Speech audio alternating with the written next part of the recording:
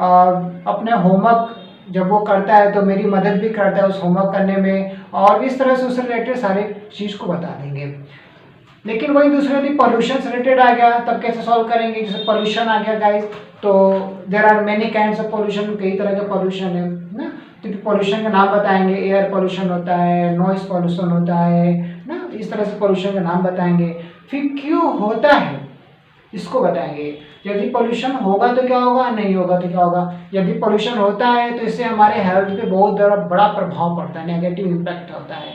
वहीं दूसरी ओर on the other hand, यदि पॉल्यूशन नहीं होगा तो हमारा इन्वायरमेंट बहुत अच्छा होगा, हमारी एटमॉस्फेयर बहुत अच्छी हो जाएगी, हमारी लाइफ स्टाइल चेंज हो जाएगा, हाँ हम हेल्दी हो जाएंगे। जो भी हेल्थ रिलेटेड जो इश्यू है जो पोल्यूशन की वजह से इंक्रीज हो रहा है वो डिक्रीज हो जाएगा, हमारी लाइफ स्टाइल बहुत बेहतरीन हो जाएगी ना, हमारा लाइफ एक्सपेक्टेशन जो रेट है वो भी क्या होगा, बढ़ जाएगा।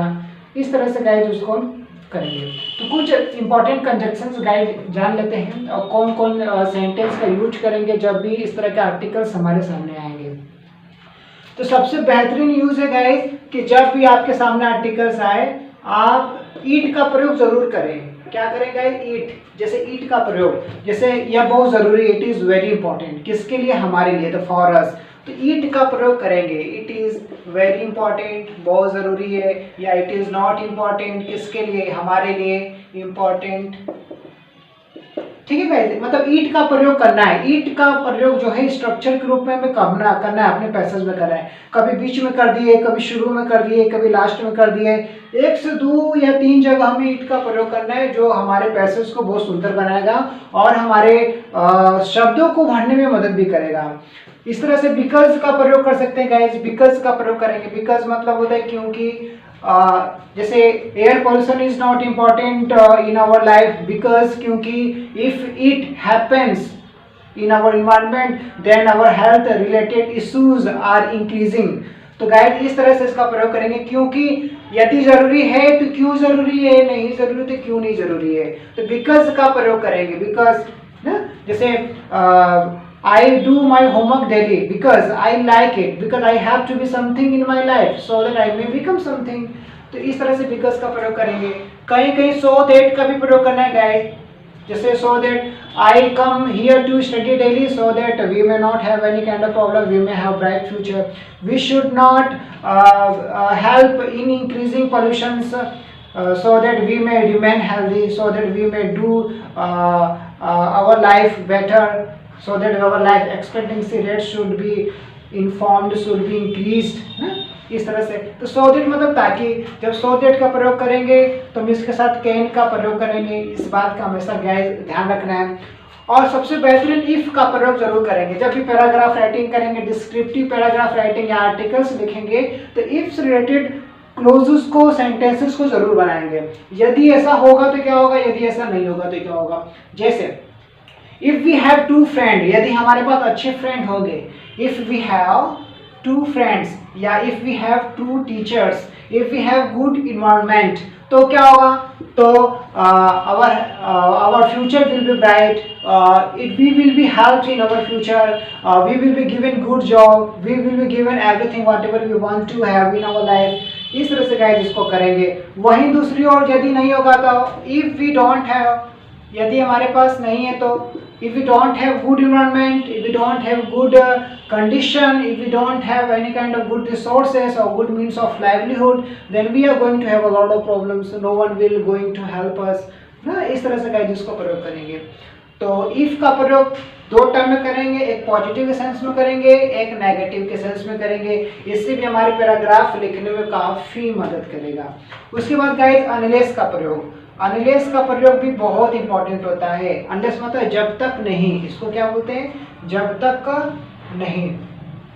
जब गाइस वाक्य में जब तक नहीं शब्द आता है तो अनलेस का प्रयोग करेंगे। जैसे जब तक हमारे पास लक्ष्य नहीं होगा हम आगे नहीं बढ़ सकते। Unless we have aim, we can't move ahead in life. Unless you come here, there is no question of your making progress in life. जब तक तुम नहीं आओगे तो हमारे आगे बढ़ने का कोई प्रश्न नहीं है। Unless there is good environment, unless there is no pollution, unless there is pollution, there is no question of our having good lifestyle, there is no question of our being healthy, तो guys इस तरह से unless का प्रयोग हम करेंगे जो बहुत बेहतरीन है। तो अनलेस का प्रयोग करके 2 से 4 लाइन इसमें इंक्रीज कर सकते हैं। इफ का प्रयोग करके 2 से 4 लाइन इंक्रीज कर सकते हैं। इट का प्रयोग करके बहुत बेहतरीन तरीके से सेंटेंस को बना सकते हैं। बिकॉज का प्रयोग करके कर सकते हैं। थ्रू विच, जिससे वाक्य में कहेंगे थ्रू विच का भी प्रयोग आप गाइज कर सकते हैं। थ्रू विच मतलब जिससे। जैसे गाइज एक सेंटेंस लेते हैं, it is very important for us to get up early in the morning. If we don't get up in the morning, then there is no question of our making progress in life. If we want to have a good lifestyle, if we want to progress in our life, then it's mandatory for us to have good habits, which comes from our daily lifestyle. Through which, Jesus say, through which we can do something remarkable, through which we may crack the exams, whatever the exams we want to crack, through which we may get success in our life, through which we may become a great person. इस तरह से guys इसका प्रयोग करेंगे। Through which मतलब होता है जिससे। थ्रू विच का अर्थ होता है जिससे या जिसके द्वारा हम क्या कर सके, सफलता प्राप्त कर सके। इसको बोलते हैं क्योंकि, बिकॉज को बोलते हैं क्योंकि, ठीक है गाइस। इफ को बोलते हैं यदि या अगर, यदि या अगर का प्रयोग करते हैं। इफ मतलब यहाँ पे यदि या अगर है। बस आपको यही ध्यान रखना है कि इफ और अनलेस जब लगाते हैं तो इनमें विल का प्रयोग नहीं करेंगे। Okay guys. थ्रू विच का प्रयोग कर सकते हैं। सो जो वर्ड है रिजल्ट को बताता है। जैसे गाइस हमने आपको बोला it is very important for us to get up early in the morning. If we get up early in the morning then we can do anything in our life. We will have good health. No one can stop us from getting success in life, through which we may get success in life. So we must develop good habits. So मतलब इसलिए result को बताता है, इसलिए हमें जरूर good habits को cultivate करना चाहिए।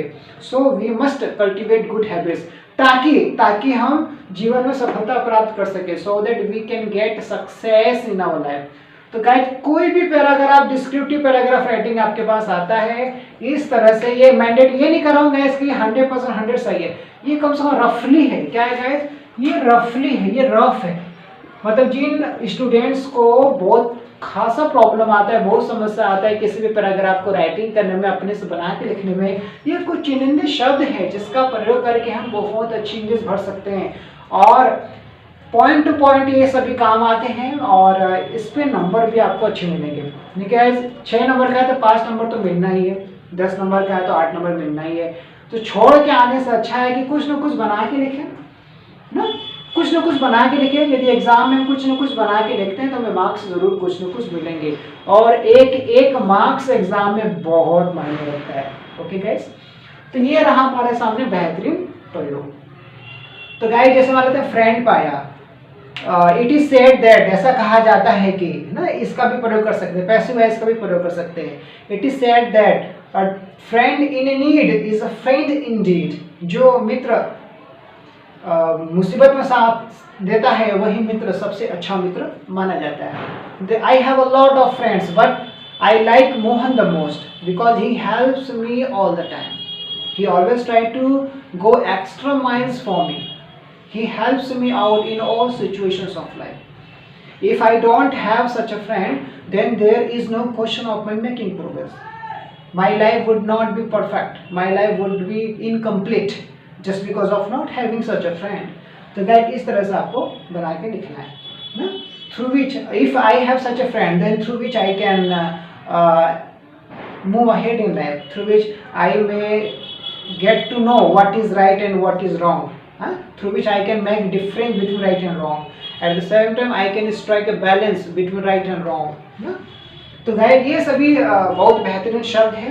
इसके साथ साथ गाइस मॉडल्स है, मॉडल्स का प्रयोग हम जरूर करेंगे। जैसे हमारे पास एक लक्ष्य होना चाहिए, we should have an aim या we must have an aim. Okay guys, हमें रोज पढ़ने जाना चाहिए, we should go to study daily. We must have an aim, we must have good friend, we must not pollute environment.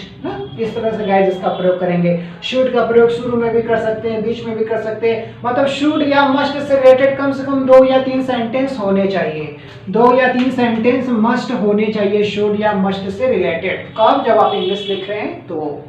उसी प्रकार से guys had to, have to का भी प्रयोग करना है, हैज टू या हैव टू। क्या हमें बिलीव करना चाहिए, should we have to believe? Okay, I mean to say do we have to believe. इस तरह से गाइड हैज़ टू हैव का प्रयोग करना है। उसके साथ साथ आपको प्रयोग करना है कैन का प्रयोग। कैन का प्रयोग भी बहुत इंपॉर्टेंट है, हम ये कर सकते हैं, we can do it, no one can stop us from doing it, if we do it then definitely we can achieve success in our life, we have to do it at any cost, we have to do it, we can do it, we have to do it. तो कैन का guys इस तरह से प्रयोग हम करेंगे, can का प्रयोग करेंगे, शुड का प्रयोग करेंगे या मस्ट का करेंगे, हैज टू हैव टू का प्रयोग करेंगे, मॉडल्स में सो का भी प्रयोग करेंगे जो कंसिक्वेंस या रिजल्ट बताता है, थ्रू विच का भी प्रयोग करेंगे जिसका अर्थ होता है जिससे। गाइस ये रहा हमारे चुनिंदा पैसेज। आई होप गाइस ये वीडियो लेक्चर आपके लिए बहुत हेल्पफुल होगा। Thanks for watching this video.